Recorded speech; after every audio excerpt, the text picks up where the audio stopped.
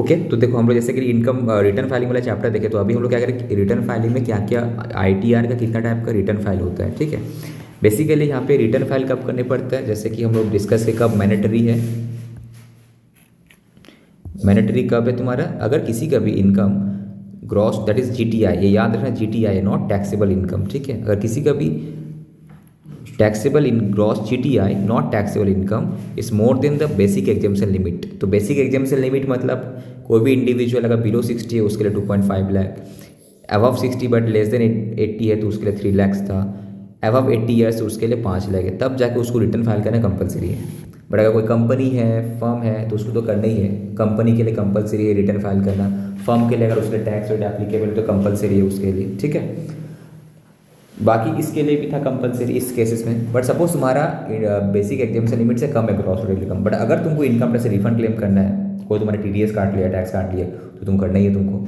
अगर तुम्हारा फॉरेन में कोई एसेट में तुम्हारा इन्वेस्टमेंट वगैरह है, जैसे कि थोड़े पहले हम देख रहे थे वहाँ पे, वो भी करना है तुमको, ठीक है। डिपॉजिट 1 करोड़ से ऊपर है, तुमने एक्सपेंडिचर जो वगैरह किया 2 लाख से ऊपर घूमने गया बाहर में, ठीक है।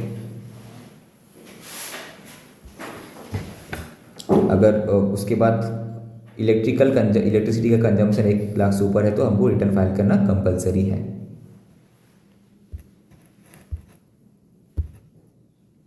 नेक्स्ट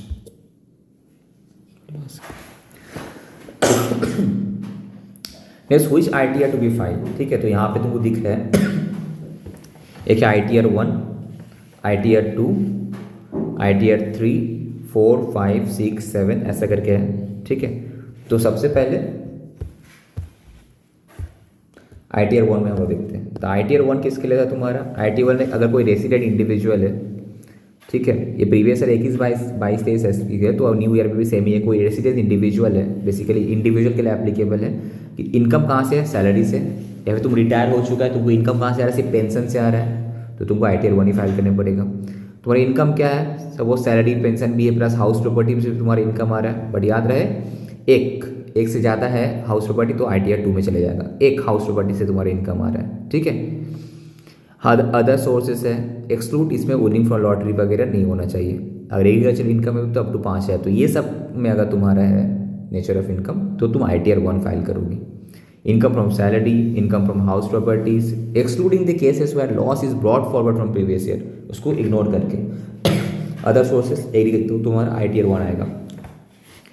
अब कब तुम आईटीआर 1 यूज़ नहीं कर सकती, अगर तुम्हारा इनकम टोटल इनकम 50 लाख से ज़्यादा है, सैलरी इनकम ही है बट तुम्हारा सैलरी 50 लाख से ऊपर है, तो तुम आईटीआर 1 नहीं फाइल कर सकते। नॉर्मली तुमको दिख के लगा सैलरी इनकम है तो आईटीआर 1 फिर no, it has maximum limit 50 lakh तक। अगर तुम्हारा टोटल इनकम 50 लाख से ऊपर चले जाएगा तो तुम आईटीआर 1 फाइल करने से नहीं होगा, उसके लिए आईटीआर 2 में जाना पड़ेगा तुमको, ठीक है। दूसरा तुम्हारा the moment your agriculture income exceed कर जाएगा 5,000 से भी ज़्यादा तो तुम्हारा आईटीआर 1 में नहीं होगा। कैपिटल गेन है तो यहाँ पे नहीं होगा, ठीक है। बिजनेस में तुम हो तो आईटीआर 1 में नहीं होगा, आईटीआर इसमें जाने पड़ेगा। हाउस प्रॉपर्टी अगर 1 से ज़्यादा है तो भी आईटीआर 1 में नहीं होगा, राइट। अगर तुम दूसरे कंपनी का डायरेक्टर हो तभी तुम आईटीआर 1 फाइल नहीं कर सकती, दूसरा रिटर्न फाइल होगा। अगर तुम कोई इन्वेस्टमेंट वगैरह की हो शेयर्स वगैरह में अनलिस्टेड कंपनी का, वो भी अगर इंडिया का एसेट वगैरह है तुम्हारा, ठीक है, तो वो भी नहीं होगा। तुम्हारा फॉरेन इनकम है तो नहीं होगा तुम्हारा आईटीआर 1, ओके। अब आईटीआर 2 किसके लिए, सैलरी इनकम में सपोज 50 लाख से ऊपर तुम्हारा इनकम था, फर्स्ट आईटीआर 1 से भी आईटीआर 1 में तुम नहीं कर पाए बिकॉज तुम्हारा सैलरी इनकम जो भी टोटल इनकम था, तुम्हारा इंडिविजुअल हो तुम, बट तुम्हारा ये भी एप्लीकेबल किसके लिए, आईटीआर 2 इंडिविजुअल एंड एचयूएफ के लिए एप्लीकेबल है, बट तुम्हारा टोटल इनकम 50 से ज़्यादा तो आईटीआर 2 में हम आ गए। तो सैलरी हुआ, हाउस प्रॉपर्टी कवर हुआ, अदर सोर्सेस, डायरेक्टर जो तुम्हारा आईटीआर 1 में नहीं हो पाता तो डायरेक्टर यहाँ पे कवर हुआ, ठीक है। दूसरा अगर हम कहीं पे अनलिस्टेड शेयर में इन्वेस्ट किए तो आईटीआर 2, कैपिटल गेन आईटीआर 2, तो अगर मेरे हम शेयर्स में इन्वेस्ट करते हैं, शेयर ट्रेडिंग वगैरह करते हो, कैपिटल गेन जो अगर हो रहा है मेरा तो हमको आईटीआर 2 फाइल करने पड़ेगा, ठीक है। फॉरेन इनकम एग्रीकल्चर का ज़्यादा है वो, तो इसमें एक चीज़ में किस में नहीं है, हम बिजनेस में नहीं है। देखो क्या है, सैलरी है, हाउस प्रॉपर्टी है, अदर सोर्स है, कैपिटल गेन है, सब कुछ है, बट पीजीपीपी नहीं है यहाँ पे, तो आईटीआर 2। तो आईटीआर 3 किसके लिए, ये भी तुम्हारा इंडिविजुअल एचयूएफ के लिए, आईटीआर 1 भी इंडिविजुअल एचयूएफ के लिए, आईटीआर 2 भी इंडिविजुअल एचयूएफ के लिए, आईटीआर 3 भी इंडिविजुअल एंड एचयूएफ के लिए। यहाँ कब होगा, अगर तुम बिजनेस में इन्वॉल्व हो, वो तो था बिजनेस में भी तो आईटीआर 3 तुमको फाइल, आईटीआर 1 2 का जरूरत है, तुमको आईटीआर 3 फाइल करने पड़ेगा वहाँ पे।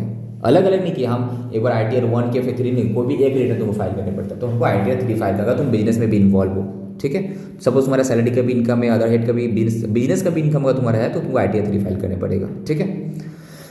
द रिटर्न में इंक्लूड बोला ना HP, salary, pension, other sources, capital gain वगैरह सब कुछ यहाँ पे आ सकता है। पार्टनरशिप फर्म का तुम पार्टनर हो यहाँ पे। अब ITR 4 किसके लिए, इंडिविजुअल HUF फर्म LLP, ठीक है, जिसके लिए तुम्हें प्रेजेंट PTS स्कीम में जो लोग रहते हैं ITR 4, ठीक है। Who can not use ITR 4, वही टोटल इनकम एक्सीड किया 50 लाख, ये सब कहानी, तो तुम्हारा तो क्या हो जाएगा ITR 5 एप्लीकेबल हो जाएगा। ITR 6 इसके लिए कंपनीज हैं, तो ITR 6 ऑलवेज ITR 6 फाइल करने पड़ेगा। ITR 7 is the person including companies required to furnish return under section 134A, 4B, 4C, 4D, 4E, 4F, तो इसका लिए डिटेल है पढ़ने पड़ेगा। यहाँ पे हम लोग 4A क्या था, B क्या था, तुम लोग के लिए उतना रिलेवेंट नहीं है। यहाँ पे एक समरी दिया हुआ देखो, ITR 1 किसके लिए एप्लीकेबल है, individual HUF, 2 individual HUF, 3 individual HUF, ठीक है, 4 इंडिविजुअल HUF एंड फर्म।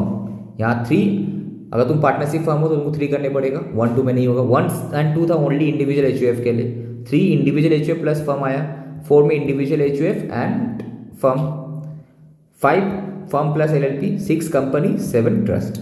अब क्वेश्चन है ITR 1 कब होगा, हाउस होल्ड इनकम है, यस ITR 1 में चल जाएगा, सैलरी है, यस चल जाएगा, बिजनेस इनकम है, नो, उसके लिए डायरेक्ट हमको ITR 3, correct. Capital gain ITR 1 नहीं होगा, ITR 2 यस हो जाएगा, ओके। अदर सोर्सेज के लिए सब में, अगर ओनली अदर सोर्सेज तो आराम से हो जाएगा, ITR 1 2 सब में है। एग्जैक्ट इनकम मतलब 5 ऐसे कम है तो ITR 1, 5 से ज़्यादा है तो ITR 2 में आने पड़ेगा। लॉटरी इनकम इसमें, लॉटरी इनकम में तो यहाँ नहीं होगा, ITR 2 करने पड़ेगा। फॉरेन एसेट तो ITR 1 नहीं, ITR 2 करने पड़ेगा, ठीक है। तो ITR 2 कब के लिए, बिजनेस छोड़ के बाद में सब है तुम्हारा, तो ITR 2, अगर बिजनेस में भी तुम हो तो ITR 3 करने पड़ेगा। और ITR 4 क्या, इंडिविजुअल HUF फर्म सबके लिए, तुम्हारा ITR 4 तुम्हारा यहाँ पे जो PTS वगैरह में है, या फिर पार्टनरशिप फर्म, यहाँ पे अगर PTS में तुम चले जाते तो यहाँ पे तुम्हारा ITR 4। 5 क्या था, फर्म वगैरह जिसका इनकम तुम्हारा 50 लाख से ज़्यादा वगैरह था, तो यहाँ पे तुम्हारा आ जाएगा। और ITR 6 जो कंपनी एंड ट्रस्ट, ठीक है। यही था कंसेप्ट, इसको याद रखना।